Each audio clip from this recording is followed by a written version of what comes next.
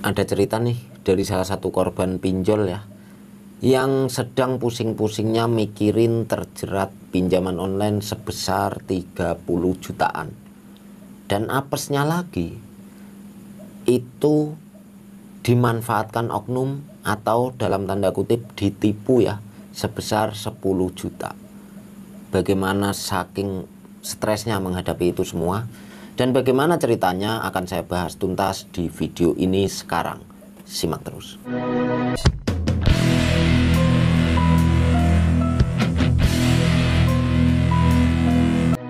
Assalamualaikum warahmatullahi wabarakatuh.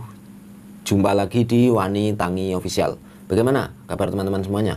Khususnya yang selalu menunggu video terbaru dari Wani Tangi ya. Saya selalu berharap buat teman-teman di luar sana dalam keadaan sehat walafiat, dimudahkan segala urusannya, dan dilancarkan selalu rezekinya. Amin amin ya robbal alamin. Ini ada salah satu cerita nih, saya lihat di grup Facebook ya. Di grup Facebook khususnya sharing-sharing masalah pinjaman online, ada yang post terkait sedang memiliki tunggakan pinjaman online, kalau saya hitung-hitung sih sekitar 30 jutaan. Dan pinjaman online-nya aplikasi adalah aplikasi-aplikasi yang besar-besar. Aku Laku, Shopee, Kredivo, Kredit Pintar. Tapi nominalnya juga besar pastinya, karena 30 juta hanya di 4 aplikasi. Dan aplikasi-aplikasi yang aplikasi raksasa kalau kata teman-teman yang terkena pinjol nih. Di situ sebentar deh, saya sambil cek ya, takutnya nanti malah dikira ngarang-ngarang cerita. Kalian bisa lihat juga nih gambar yang tertera ya, bahwasanya terjeratnya itu di S Pinjam 11 juta, S Paylater 6 juta, Aku Laku 10 juta, Aku Laku Paylater 3 juta, Kredivo 3 juta, Kredit Pintarnya 2 juta. Kalau di total kurang lebih kayaknya 30 jutaan. Tolong sarannya kak, udah capek gali lubang tutup lubang, apalagi baru ketipu joki pinjol habis 10 juta rupiah. Itu IG joki penipunya, FB namanya juga sama kayaknya. Jadi yang mau cari joki hati-hati ya kak, ada pesan di belakangnya ya. Kalau saya cek sih di Instagramnya itu namanya pinjaman online cepat cair, dan pengikutnya itu udah 84.000. Sampai sekarang masih ada IG-nya. Saya tampilkan juga. Mohon maaf nih kalau ada yang melihat dari pihak mereka, karena emang ada buktinya korban penipuan kalian gitu ya. Jadi perlu saya bahas juga biar nggak ada korban lagi di luar sana nantinya kalau yang melihat video ini. Kalau di sini dia nggak bercerita detail ya bagaimana kejadiannya ditipunya. Tapi yang jelas biasanya mohon maaf kalau saya salah.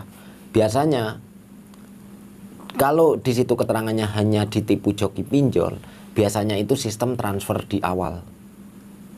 Itu udah banyak banget, saya mungkin kalau mau ngitungin belasan orang atau puluhan orang kali yang tertipu seperti itu.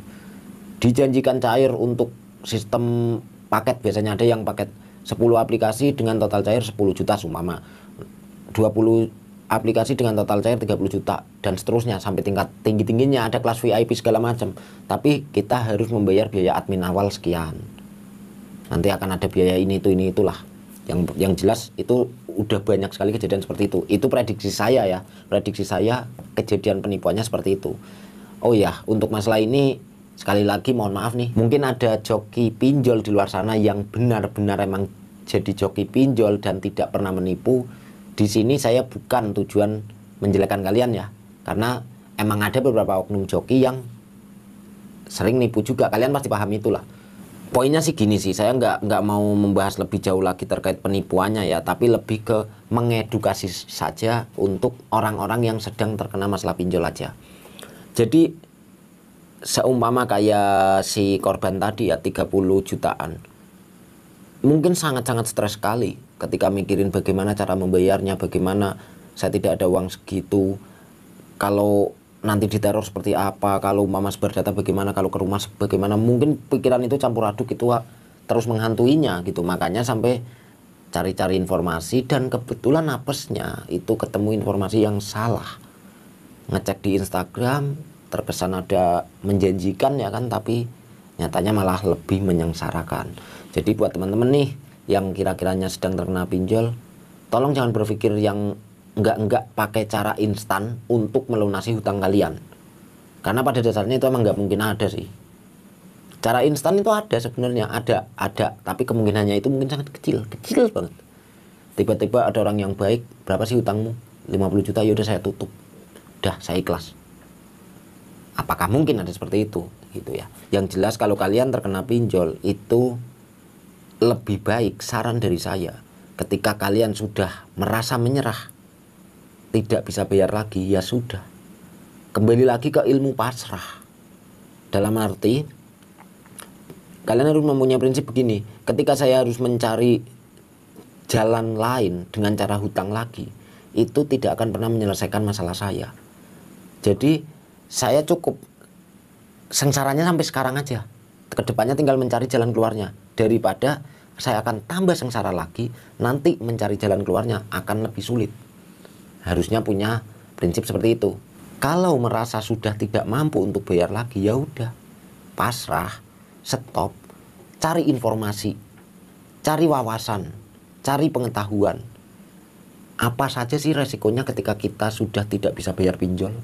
Apa saja sih resikonya ketika kita harus telat terlebih dahulu mau untuk bayar pinjol?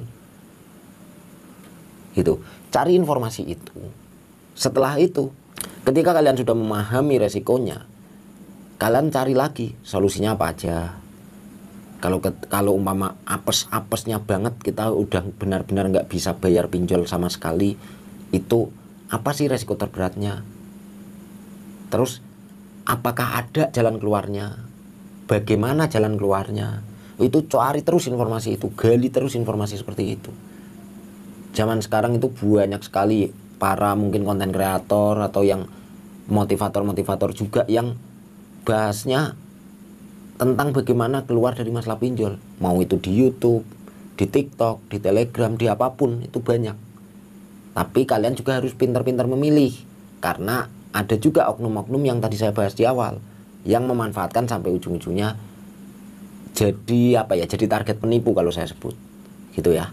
Dan mungkin nih buat teman-teman yang merasa nggak punya tempat untuk bercerita atau nggak punya wadah untuk berkeluh kesah dan mencari solusi penguatan mental khususnya, itu kebetulan Wanitangi punya grup WhatsApp yang isinya itu orang-orang yang semuanya terkena pinjaman online, tapi sudah ada yang beberapa tahun lalu kena pinjaman online dan sekarang sudah tidak memikirkan lagi masalah pinjaman online, itu ada. Jadi intinya adalah di grup itu saling support, saling terus menguatkan para anggota-anggota baru khususnya. Karena visi misinya kita semua itu saling rangkul untuk sama-sama bangkit dari permasalahan pinjaman online.